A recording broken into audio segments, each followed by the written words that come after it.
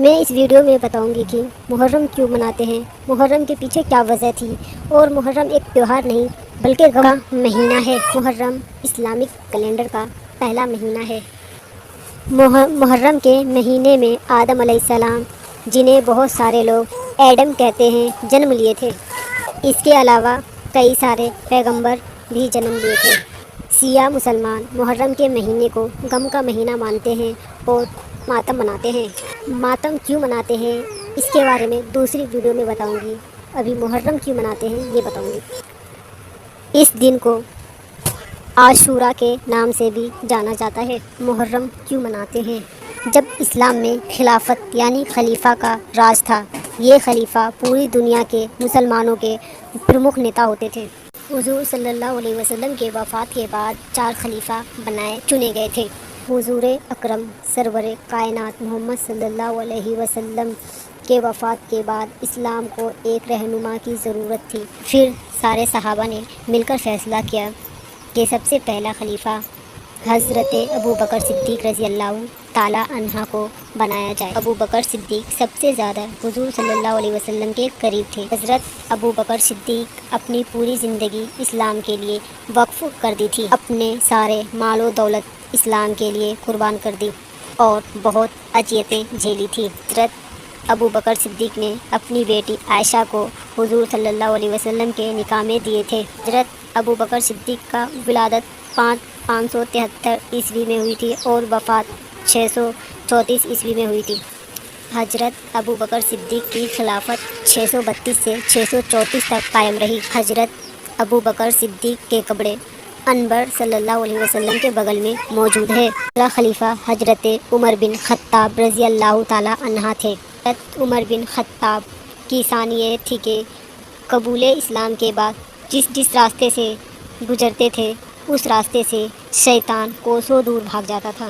حضرت عمر بن خطاب کا کئی ایسا واقعہ ہے۔ حضرت عمر بن خطاب کی ولادت یعنی جنم 584 میں مکہ میں ہوئی تھی۔ حضرت عمر بن خطاب کی وفات 644 کو مدینے میں ہوئی تھی۔ حضرت عمر بن خطاب کی بھی قبر حضور صلی اللہ علیہ وسلم کے بغل میں موجود ہے۔ حضرت عمر بن خطاب کی حکومت میں اسلام شہادت آدھا ایشیا، آدھا یورپ، آدھا افریقہ تک پہنچ گئی تھی۔ عمر بن خطاب نے 634 سے 644 تک خلافت یعنی حکومت کی تھی۔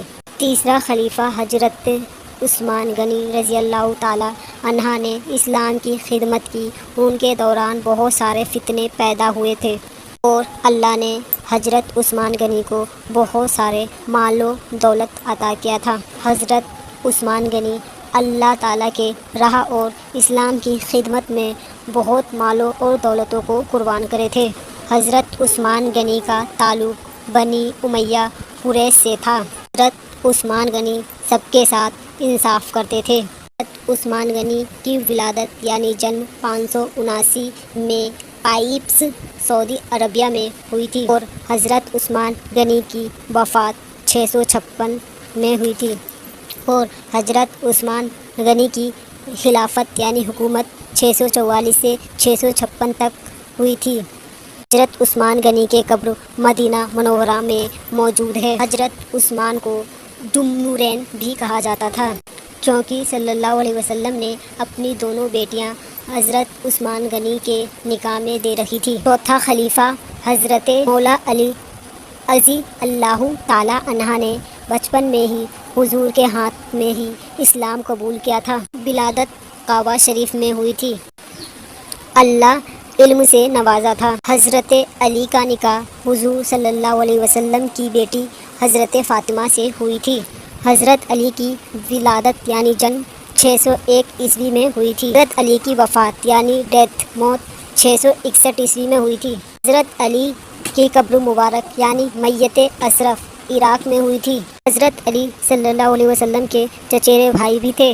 حضرت علی کے خلافت یعنی حکومت 656 سے 661 تک تھی اور ہمارے رسول صلی اللہ علیہ وسلم فرماتے تھے کہ میں اسلام کا شہر ہوں اور حضرت علی اس کا دروازہ ہے۔ پیغمبر محمد صلی اللہ علیہ وسلم کے دنیا سے گزر جانے کے لگ بھگ 50 سال بعد دنیا میں ظلم اور اتیاچار کا دور آ گیا تھا۔ سیریا کے گورنر یزید نے خود کو خلیفہ گھوشت کر دیا تھا، لیکن یزید ایک ظالم بادشاہ تھا۔ یزید کے فوج امام حسین کے پاس گئے اور کہا، یزید بادشاہ کا حکم ہے کہ تم اسے خلیفہ مانو، لیکن امام حسین نے یزید کو خلیفہ ماننے سے انکار کر دیا۔ اس کی وجہ سے یزید بادشاہ ناراض ہو کے اپنی سینا سے کہا کہ جو ان کا حکم نہ مانے اس کا سر قلم کر دو۔ یزید ایک بھرشٹاچار، ظالم اور انیائی کرنے والا بادشاہ تھا، گناہوں کو عام کرنے والا بادشاہ تھا۔ اسی لیے امام حسین بھرشٹاچار، ظالم اور انیائی کرنے والے، گناہوں کو عام کرنے والے یزید کے سامنے جھک، جس کی وجہ سے ظالم بادشاہ یزید ناراض ہو کے اپنے سینک اور فوجوں سے کہہ دیا کہ امام اور ان کے سارے قافلے کا سر قلم کر دو۔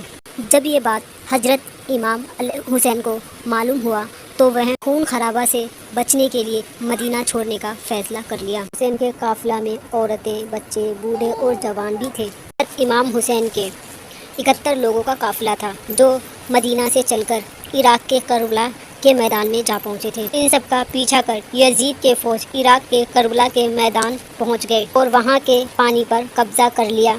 امام حسین اور ان کے ساتھیوں کو پانی کے لیے روک لگا دیے۔ 9 محرم کو یزید کی فوج امام حسین اور ان کے قافلوں پر طرح طرح کا حملہ کرنا شروع کر دیا تھا۔ یزید کی فوج کو حملہ کرتے دیکھ امام حسین نے حضرت عباس سے کہا، اے عباس، یزید کے فوج سے جا کر کہو کہ امام حسین ایک رات کی مہلت چاہتے ہیں تاکہ اللہ کی عبادت کر سکیں۔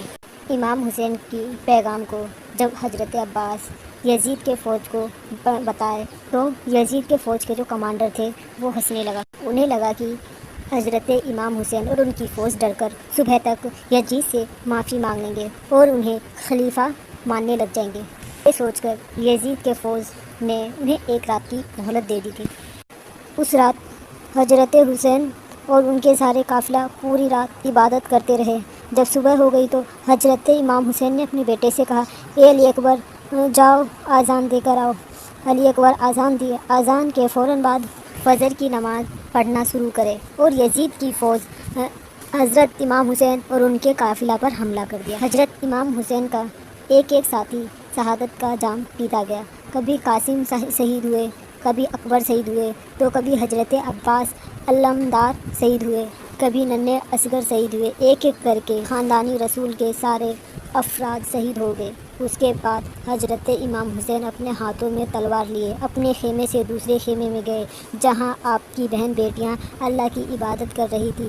حضرت امام حسین فرماتے ہیں، اے میری بہن بیٹیوں، اپنے حسین کا آخری سلام قبول کرو۔ اس خیمے سے نکل کر باہر دوسرے خیمے میں گئے جہاں آپ کے شہزادہ حضرت امام زینل بیمار کی حالت میں اپنے بستر پہ پڑے ہوئے تھے۔ حضرت امام حسین فرماتے ہیں، اے بیٹے زینل، اٹھو، اپنے بابا کا آخری سلام قبول کرو۔ یہ سن کر زین العابدین فوراً اٹھے اور دیکھتے ہیں کہ امام حسین کے ہاتھوں میں تلوار ہے جو خون سے رنگے ہوئے ہیں۔ پھر آپ نے زینل سے کہا کہ ان ظالم یزیدوں نے ہمارے سارے خاندان کے اہل بیت کو شہید کر دیا ہے۔ اپنے نانا کے دین کو بچانے کے لیے میرے لختے جگروں نے شہادت دی ہے۔ یہ سن کر زین العابدین کسی سہارے سے اٹھتے ہیں اور کہتے ہیں، بابا مجھے اجازت دو، میں میدان جنگ میں جاؤں گا۔ حضرت امام حسین فرماتے ہیں کہ بیٹا، بیماروں کو جہاد کرنے کی اجازت نہیں ہے، تم خاندانی اہل بیت کے چشمے چراغ ہو، تمہیں تو یزید کے دربار میں خطبہ بھی سنانا ہے۔ یہ سن کر زین العابدین رونے لگتے ہیں۔ اس کے بعد حضرت امام حسین الوداع کہتے ہیں اور میدان کربلا میں جا کر بتاتے ہیں کہ کیا آپ مجھے نہیں پہچانتے ہو؟ میں نبی کا نواسا ہوں۔ کیا آپ کو نبی کے نواسا کے بارے میں اور نبی کے بارے میں کچھ نہیں پتہ ہے؟ جب آپ سب جانتے ہو تو میرے اوپر ظلم کیوں کر رہے ہو؟ میری کیا گناہ ہے؟ کیا ہم نے نماز چھوڑی؟ ہم نے چوری کی؟ ہماری گناہ آپ بتائیے کیا گناہ ہے؟ یزید کی فوج کہتے ہیں، آپ کی کوئی گناہ نہیں ہے، آپ کی گناہ یہ ہے کہ آپ یزید کو خلیفہ نہیں مانتے ہو اور ان کا حکم ہے کہ آپ کا گردن الگ کر کے ان کے پاس لایا جائے۔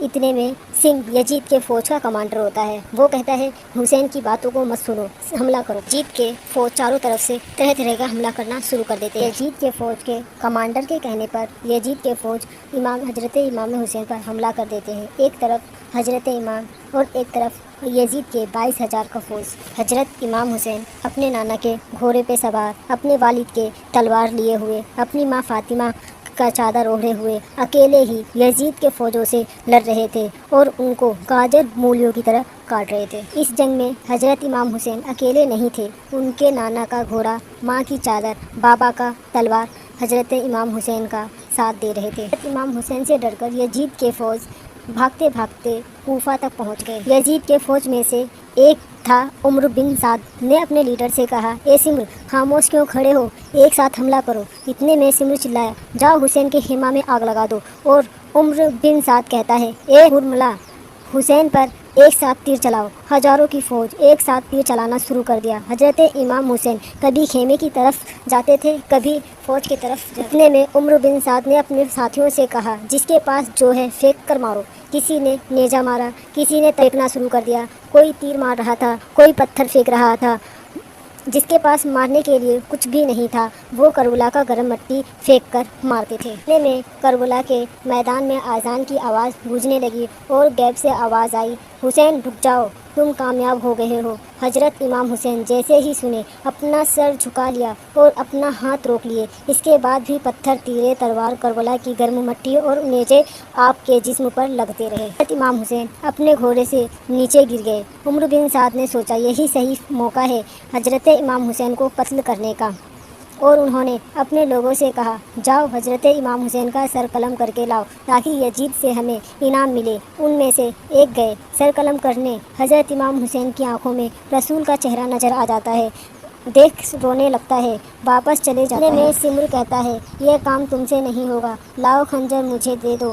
سمر خنجر لے کر حضرت امام حسین کے پاس جا کر دیکھتا ہے کہ حضرت امام حسین سجدے میں ہیں اور اللہ سے کہہ رہے تھے، اے اللہ، ہماری شہادت کو قبول فرما، ہم نے تمہیں دین کے لیے، تمہارے دین کے لیے سب کچھ قربان کر دیا ہے، اے اللہ تو گواہ رہنا۔ سمر سن کر حیران ہوئے کہ اس حال میں بھی اللہ کو یاد کر رہا ہے، پھر بھی ان ظالموں کو رحم نہیں آیا اور سجدہ میں ہی حضرت امام حسین کے گردن پر خنجر چلاتا رہا اور حضرت امام حسین کا سر تن سے جدا ہو گیا۔